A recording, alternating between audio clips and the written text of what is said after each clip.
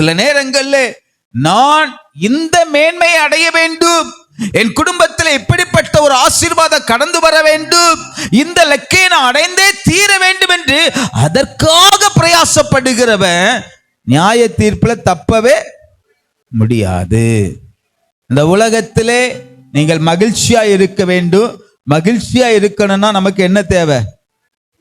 பாருங்க, நமக்கு பணம் தேவை. அல்லேலூயா, அல்லேலூயா சொல்லுமே.